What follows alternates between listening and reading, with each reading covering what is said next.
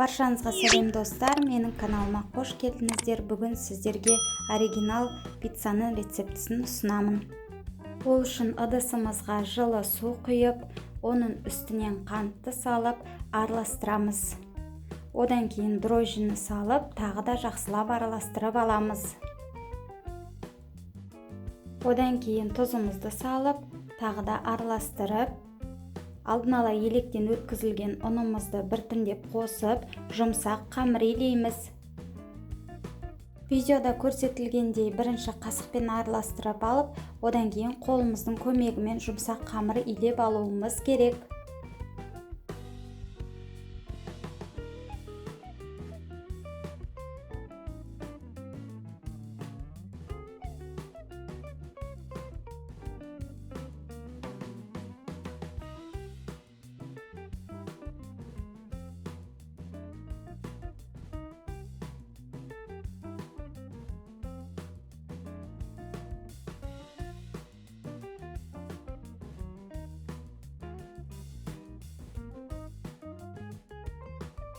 Иленген қамырдың үстіне сұйық майымызды салып, сұйық май сіңгенше тағы да қолымызбен басып аламыз.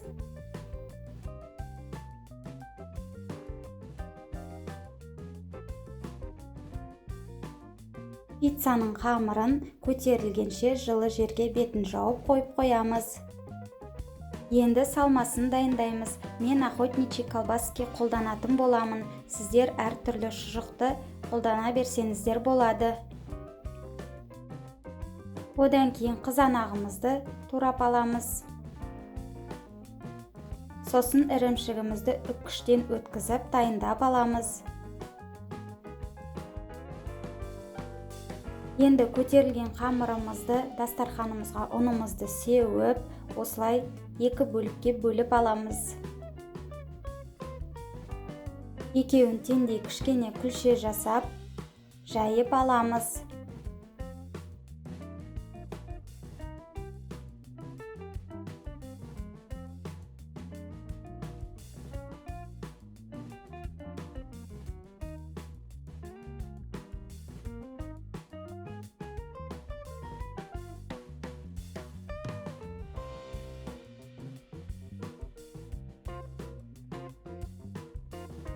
Жайылған қамырдың үстіне кетчупты салып, одан кейін томат пастасын салып, бетіне жағып шығамыз.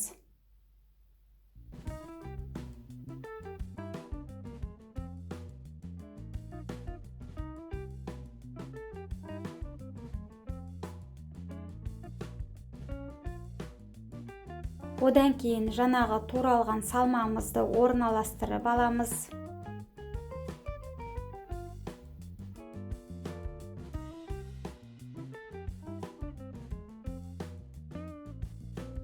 Одан кейін орегано дәмдеу үшін қосамыз. Барлық супермаркетте сатылады. Дәмі өте дәмді болып шығады. Бетіне сырымызды сеуіп, алдын ала қызып тұрған 200 градуста пеште 10-12 минут шамасында пісіріп аламыз. Мінекей өте дәмді жұп-жұмсақ пиццамыз дайын болды. Міндетті түрде жасап көріңіздер. Сіздердің отбасыларыңызға ұнайтынына сенімдімін. Видеоны соңына дейін көріп, лайк басып, комментарий жазуды ұмытпаңыздар. Сіздермен болған Жібек, назарларыңызға рахмет. Қош сау болыңыздар.